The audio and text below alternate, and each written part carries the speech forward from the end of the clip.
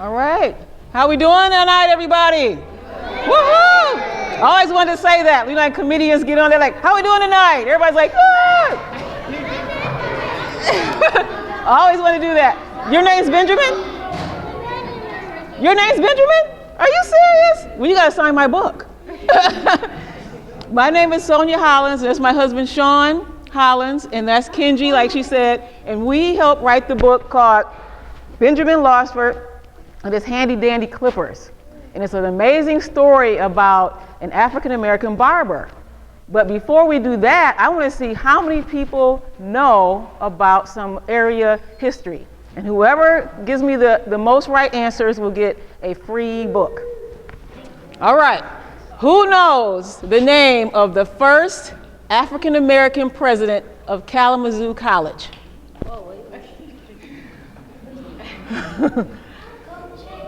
Caleb.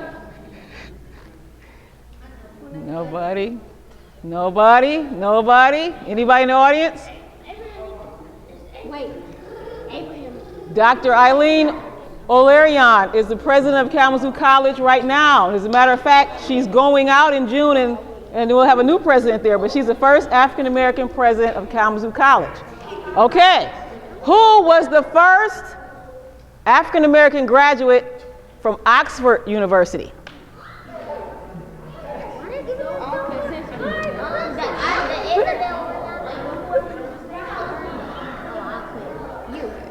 She said me. No, I wish. You said you rich. I said I wish. Okay, why don't we do it this way? Tell me what you know about Kalamazoo history that no one else may know about. Give me a fact about Kalamazoo history. You were born here? Okay, that's a fact. Martin Luther King made the boycott. Martin Luther King? Made the boycott. No. He did come to Kalamazoo, though. Does anyone know where he came? Does anyone know where Martin Luther King came to speak when he was in Kalamazoo? Does anyone know where he came to speak when he came to Kalamazoo?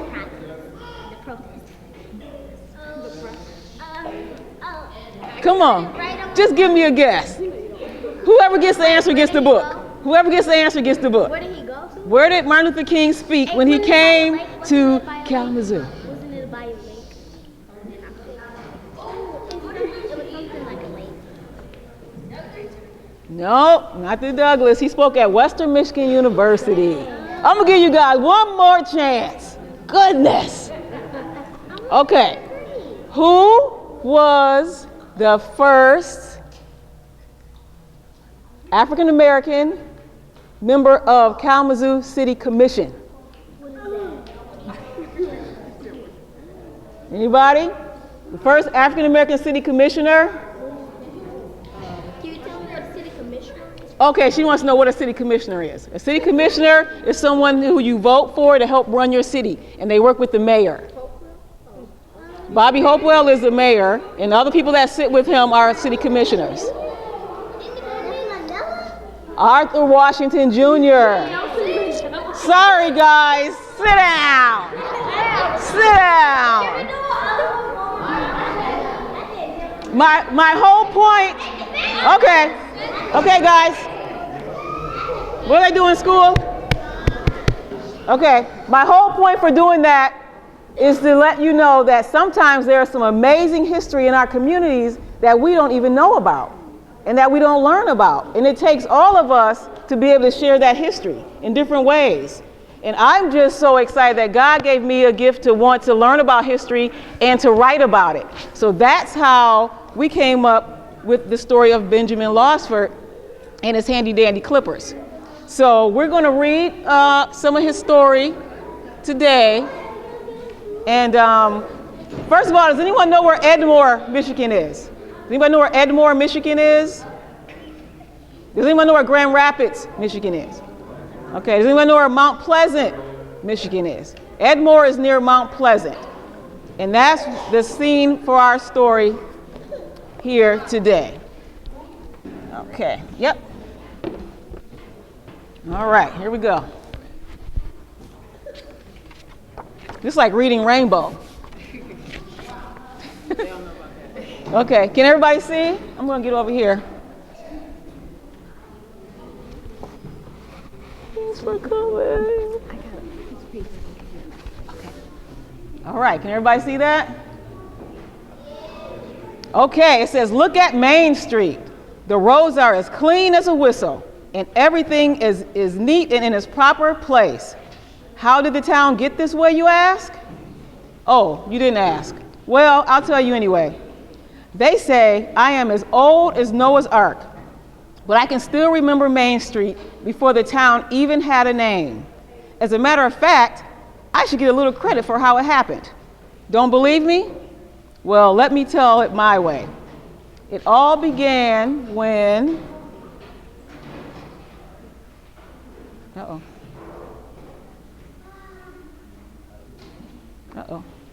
Move to the next one. It takes, where's Sasha? Where's Sasha? Sasha, you know how to flip it to the, oh, okay, here we go. It says, whoa, whoa, the driver yelled to his horses. Old Abe Losford watched from his barbershop window as a stagecoach teetered on 3 wheels before crashing to a halt. Get the clippers ready, Ben, he said to his son. They smiled and prepared for business. The men on the stagecoach would now have plenty of time to wait while the wheel was being repaired. What better way to pass the time than to get a shave and a haircut? Right, barbers? You know, you guys like it when there's an accident or something right in front of your shop and everybody got to come in anyway and get the haircut? That works. That's right. That's right.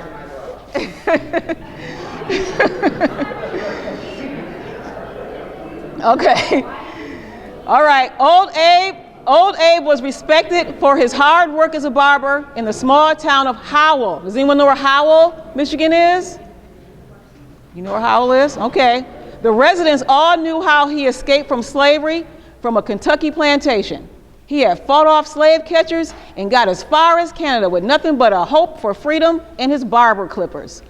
Everyone admired him for how he returned to the plantation after the Civil War to bring back his children for a new life. Benjamin loved working for his father. Old Abe taught him everything he knew, and they were known far and wide for making men look their dapper best in a jiffy. Son, I think you can handle this one. Show me what you can do with Mr. Gilson. Benjamin couldn't wait to make his father proud. Okay. When Benjamin finished clipping and cutting, shaving and combing, he handed his customer a mirror. Young man, you truly are a miracle worker. My own mother wouldn't recognize me. Yes, sir, a chip right off the old block, if I do say so myself, old Abe said as he beamed with pride. Mr. Gilson was so impressed, he couldn't stop looking at himself. Young man, if you really want to make some money, I mean a lot of money, you just let me know. Old Abe cleared his throat. Well, sir, what do you have in mind? The man told them about a town so new that it didn't even have a name. He told them of the thousands of men there who were helping to clear the land. Many of them hadn't seen a good shave or a haircut in months. The place is just north of here, Mr. Gilson added. My friend Ed Moore bought a ton of land to start a town. I own St. James Hotel there. Old Abe saw a sparkle in his son's eye. As much as he would miss him, he knew it was time for his son to go out on his own. Son, I think it's a good idea, old Abe said with a lump in his throat. But Papa, I don't know how to run a business. Where would I live? Where would I set up my shop? It was just too much for him to think about. Son, you have a skill, and as long as you have that, you have a place in this world. Besides, I'm just a stagecoach ride away if you need me. He worked with his father to learn how to read, write, and do simple math. But most importantly, he worked on how to provide a service that people would respect. Benjamin gathered the money he had saved, packed his bag, and gave himself the best shave and haircut he knew how. Now he was ready.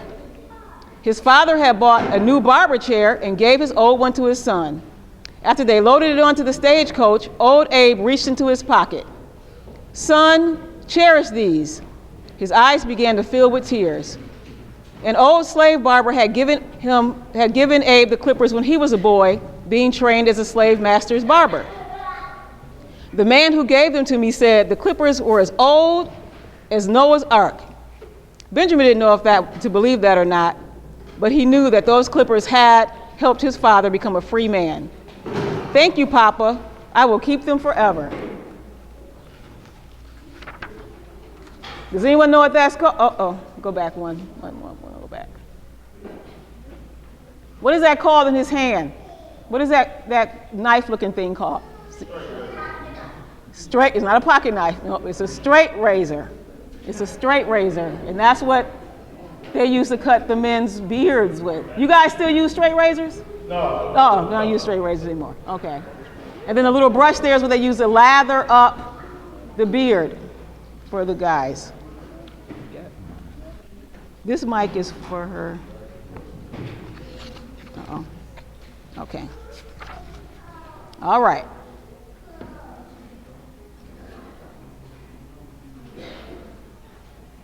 Next stop, Ed Moore's town, the stagecoach driver announced. Benjamin's stomach was nervous in knots. I will be fine, he whispered to himself. I can do this. When he stepped out, all right. When he stepped out of the stagecoach, his eyes twinkled. His heart leaped. He couldn't believe his eyes. He saw a gold mine. What do you think he saw? What was there? What kind of gold? What do you think?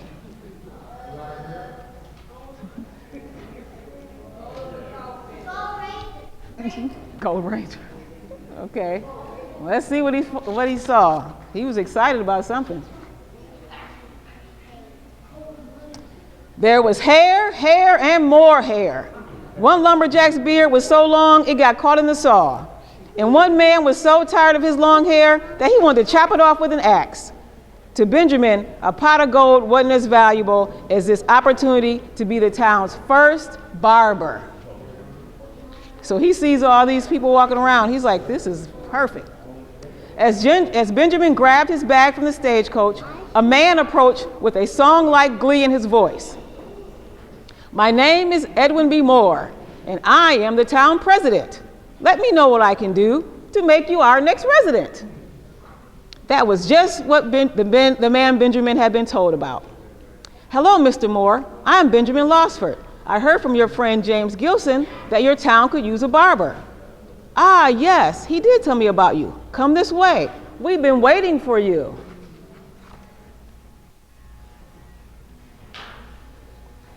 Mr. Moore introduced Benjamin to others with names such as Cronkite, Curtis, Harrison, and Wagner. He met Stephen Ketchum, the shoemaker, and E.W. Kitchen, the owner of the dry goods store. Mr. Gilson came over to welcome him and give him a room in his hotel.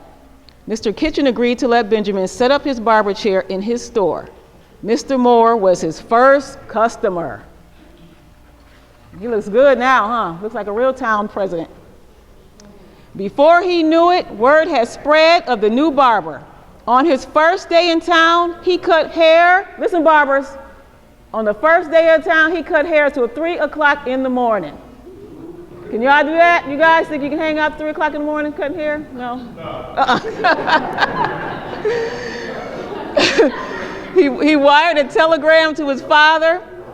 He wired a telegram to his father for help in managing the booming new business. For weeks, men lined up day and night to get fresh haircuts and smooth shaves.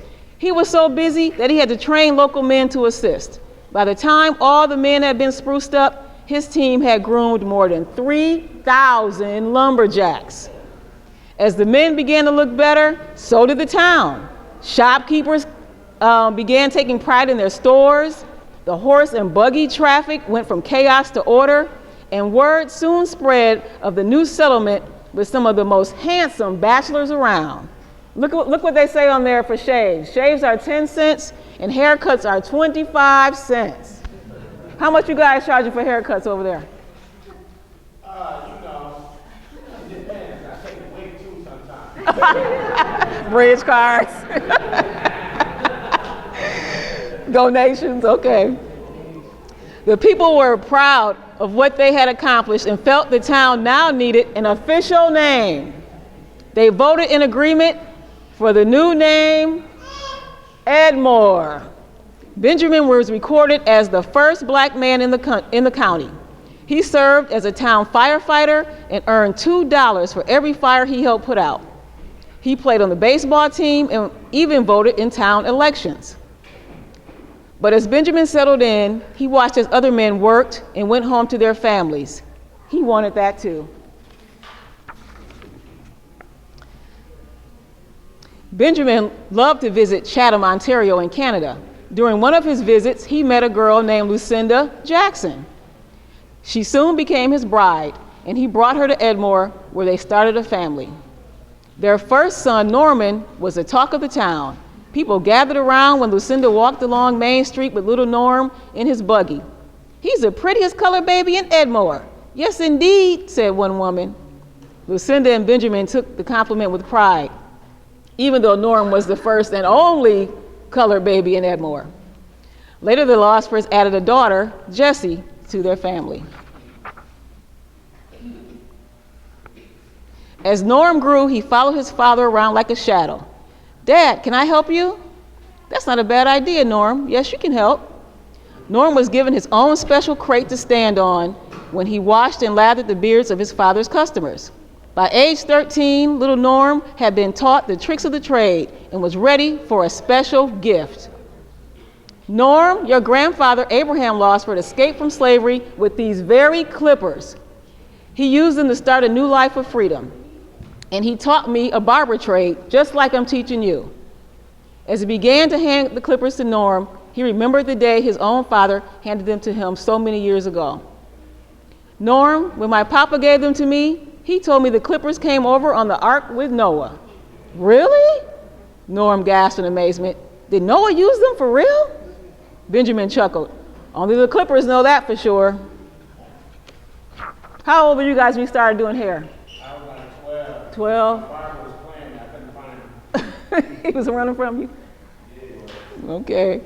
Norm grew to become such a faithful apprentice that Benjamin was now able to take time off. He could go fishing in the middle of the day, spend more time with his wife, and even take his daughter shopping. The Losfords were admired in the community. Benjamin was a member of the Knights of the Maccabees. Lucinda became the first African-American woman in the world to become a member of the Ladies of the Modern Maccabees. She was active in the local church as a Sunday school teacher and musician. Benjamin's life in Edmore had become more than he had ever hoped for.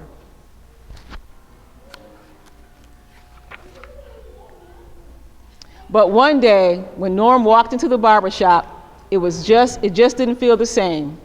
His father wasn't sharpening his clippers, sweeping the floor, or asking him to put on his apron to help with the noon rush. For the first time in his life, Norm walked into the barber shop alone. He couldn't believe his father had died. He began to cry. How could he manage a business without his father? Would the customers keep coming? As doubts ran through his mind, he remembered the stories of his grandfather, old Abe, who escaped to freedom. He remembered the courage of his own father, who moved away from the only family he had for a new opportunity. Norm could almost hear his father saying, "You have a skill, and as long as you have that, you have a place in this world." The memories of his father and grandfather kept him going. Norm shared their stories with the school children who interviewed him each year for local history reports. Edmore was nothing but white pine frontier in 1877 when my father, Benjamin Losford, first came here. It grew from one hotel to as many as 6 at one time, and there were more than 3,000 lumberjacks working at 40 lumber mills, operating at full steam. Norm spoke with such excitement that the children felt they could hear and see the past. "Ha! And the fairs! Why, in the good old days, we have fairs here every year, like they have in the big towns today. And right over there, across the street, was the racetrack, where they ran races like you don't see today. Must have been 4,000 or 5,000 people in Edmore those days. Yes, sir, this town has come a long way.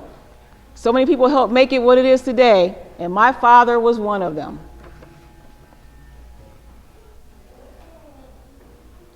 Now you know, it was Benjamin Losford and me, his handy-dandy clippers, who helped make Edmore what it is today. Well, at least that's how I remembered it. And that's the story of Benjamin Losford and his handy dandy clippers.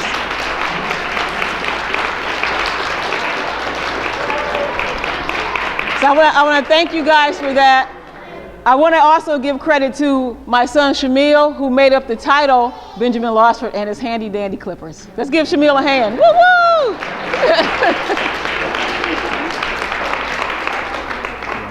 In the back of the book, it has the real story of the real town of Edmore and real photographs of Benjamin and Norm. And this is a picture here of those actual clippers that are in the museum in Edmore today. They still have them in the museum today. So if you ever go to Edmore and go to their museum, you will see the clippers there. So this was a real story. So like in the beginning, when I was asking you guys about your local history, there's amazing stories like this in our community that we just have to share. I was doing a presentation on a woman named Mers Tate, who was the first African American to graduate from Oxford University in England. And when I was doing my report on her, some people from Edmore said, we have a story about a guy who no one knows about. Could you write a book on him? And that's how I learned about Benjamin Losford. So if you look in your community and find out about the amazing first in your community and no one has ever written a book about it, no one knows about it, that may be something that you can do. And my husband Sean and I can help you produce the book, and then we'll do a fundraiser and have Kenji draw the pictures. How about that? So thank you guys for coming. Thank you.